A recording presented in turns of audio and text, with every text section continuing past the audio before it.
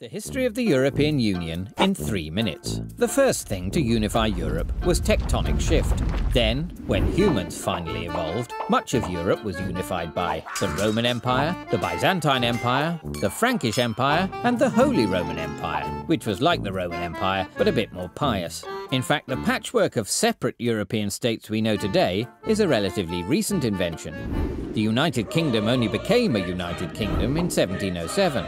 Modern Belgium and Italy came along later, and places like Slovakia and Croatia only popped up again in the 1990s, along with Latvia, Estonia and the Spice Girls. But the main step towards reunifying Europe came after the devastating impact of the 2 world wars, which led to all sorts of new international agreements, borders and structures.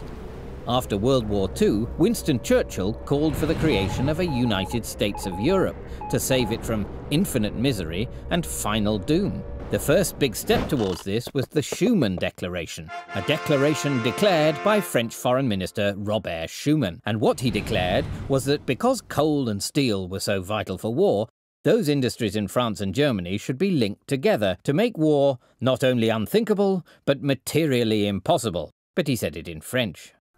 This led to the European Coal and Steel Community, also joined by Italy, the Netherlands, Belgium and Luxembourg. And then the same 6 countries signed the Treaty of Rome, establishing the European Economic Community, or EEC, though later it dropped an E and became the EC. The community established a common market for the free movement of goods, capital, services and people, and was so successful that others wanted in. The UK tried to join in 1963 and in 1967, but both times were blocked by France and General de Gaulle, who just said non. The UK were finally allowed to join in 1973, along with Denmark and Ireland, and in 1981, Greece was the word. As the community grew, it evolved.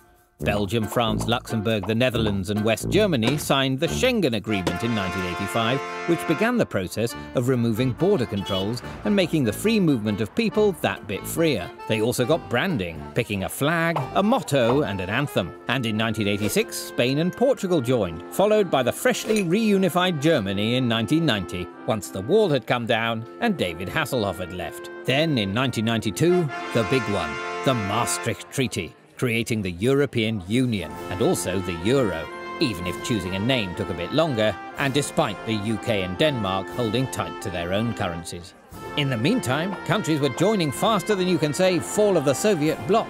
The EU itself even won the Nobel Peace Prize, though probably fought over who got to keep it. So by the time the financial crisis arrived in 2008, the EU was locked together in a single currency with a massively increased membership. The start of the toughest years yet for the EU, with calls for even more reform. But thanks to EU rules on mobile roaming tariffs, at least those calls are cheaper to make. And there's certainly not a shortage of countries wanting to join, even while others may be looking for the exit.